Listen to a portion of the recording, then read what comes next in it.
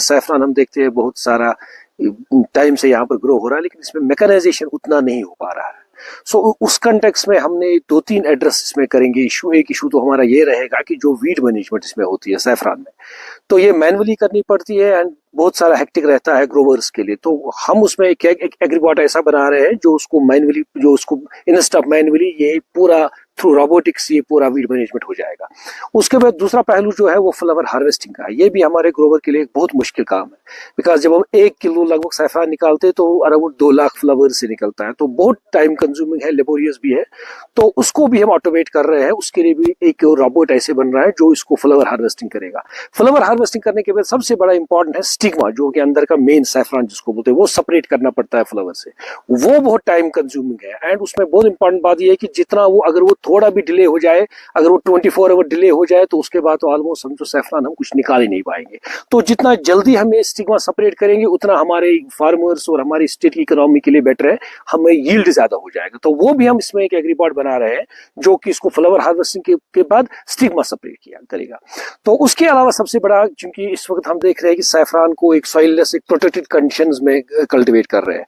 Already हम देख रहे हैं पूरे इंडिया में, तो हम बहुत जगह हम देख रहे हैं कि फ्लावर हार्वेस्टिंग होती है, लेकिन अभी तक सबसे बड़ा चैलेंज जो है वो ये है कि हम आउटसाइड जेएंड के कॉर्म का मल्टीप्लाई कैसे करेंगे, लेकिन वो अभी तक नहीं हो पाया है। तो वो भी हमारा इसमें एक एम है कि जो हमारी कॉर्म मल्टीप्लिकेशन है वो हम कश्मीर को कंडीशन को छोड़ के पूरे इंडिया में कहीं भी हम कॉर्म मल्टीप्लिकेशन करेंगे। तो ये सभी ओवरऑल इस अम्ब्रेला प्रोग्राम में हम सब चीजें कवर कर रहे हैं। तो एक बार फिर मैं मिनिस्ट्री ऑफ ट्रांसफॉर्मेशन टेक्नोलॉजी का थैंक यू करता हूँ। I am highly thankful the ministry. मैं doctor Om Krishna Singh, I am scientist D, ministry of electronics and IT. जैसा कि हम जान रहे हैं कि जम्मू एंड कश्मीर की जो मेजर इकोनॉमी है ये 3 चीज़ों पर डिपेंड करती है। जो यहाँ का मेजर है सैफरॉन है, वॉलनट है, एप्पल है। So to automatize these things, mechanize these things, Ministry of Electronics and IT along with various premier institutions in the country, CMTI Bangalore, SIMRI, Durgapur, CDAC Kolkata, CDAC Mohali.